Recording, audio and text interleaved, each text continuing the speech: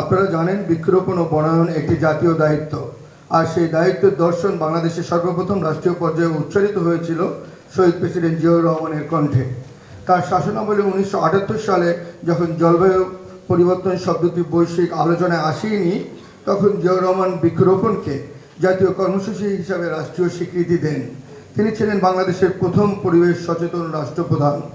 জিয়াউর রহমান 1980 সালে সড়কের পাশে, রেলপথের ধারে, নদীর কূলে সর্বত্র বৃক্ষরোপণকে গণ আন্দোলনে পরিণত করেছিলেন তার সামাজিক বনায়ন কার্যক্রম দিয়ে, যেটা অন্যভাবে ইন্টারন্যাশনালি আইডেন্টিফাই হয়েছিল কমিউনিটি ফরেস্ট্রি প্রজেক্টের মাধ্যমে, যা আজও বাংলাদেশের বন বিভাগের মেরুদণ্ড।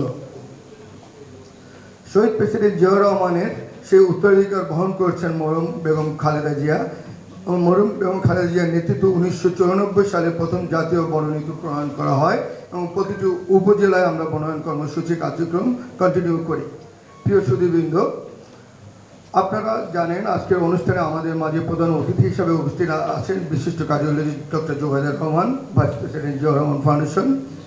জিয়াউর রহমান ফাউন্ডেশনের একটি অন্যতম সিগনেচার ইভেন্ট, আমি এখানে সিগনেচার ইভেন্ট বলতেছি এই কারণে, সিগনেচার ইভেন্ট ভবিষ্যৎ বিজ্ঞানীর খোঁজে বিজ্ঞান মেলা, যা ডক্টর জুবাইদা রহমানের brain child. Doctor Zubaida Rahman সৃজনশীল পরিকল্পনার সৃষ্ট এই উদ্যোগটি কোভিড মহামারীর কঠিন সময় থেকে প্রতি বছর বাস্তবায়িত হয়ে চলছে, যা তরুণ প্রজন্মকে বিজ্ঞান চর্চায় উৎসাহিত করে একটি অপরিহার্য প্ল্যাটফর্ম হিসাবে স্বীকৃতি লাভ করেছে।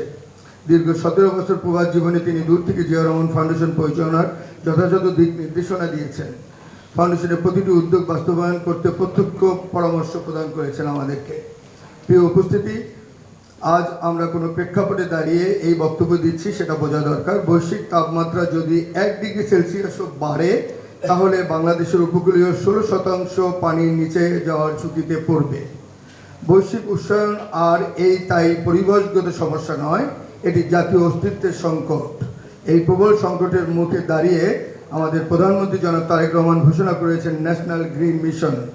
এই মিশনের আওতায় আগামী 5 বছরে 25 কোটি গাছ লাগানো হবে। এর ফলে 10,000 নার্সারি উদ্যোক্তা এবং 6 লক্ষ কর্মসংস্থান সৃষ্টি হবে। প্রধানমন্ত্রী বলেছেন